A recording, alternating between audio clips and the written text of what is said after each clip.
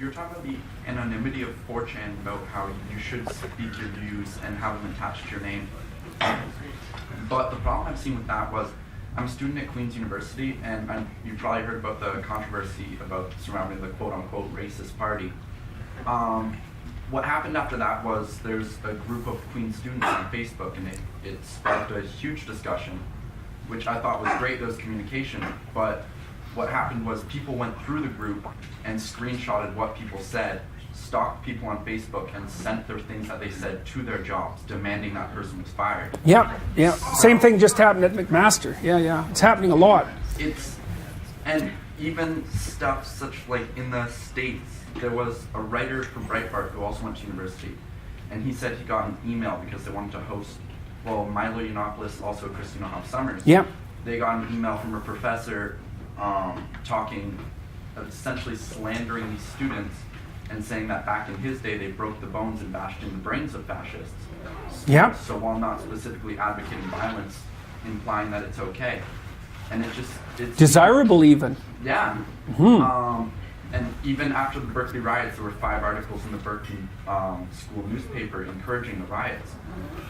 So it seems like not only is there an indoctrination of only leftist ideas in universities, but there's a discouragement, not just with words and counter ideas, but with violence, with shame, and with financial penalties in the universities. And I'm just curious as to if you have any ideas on how to fight that, because it seems all that speaking out is going to do is get you. Okay, well, okay, so this is what I would say about that. First of all, be careful with what you write. Don't write things you don't believe. And write them carefully. And write them knowing that you're not to write them unless you're willing to stand behind them. And then understand that if you're called to stand behind them, that is in fact how you will become educated. That's what you're in university for. It's to become educated. You might not get educated in your classes.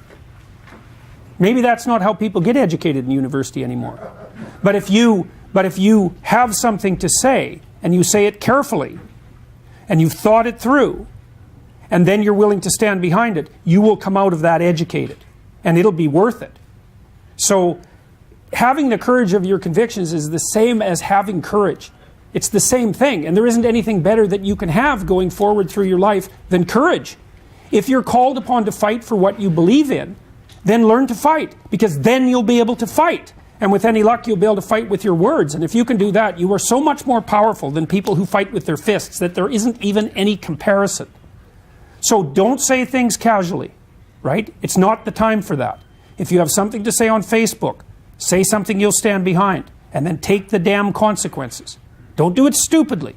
Don't make unnecessary enemies. Don't shoot off your mouth. But if you have something to say that you have to say, you either say it or you corrupt your soul. So you take your choice. And I wouldn't recommend it, because that's the thing that you rely on to get you through life. And if it's corrupted, nothing will help you.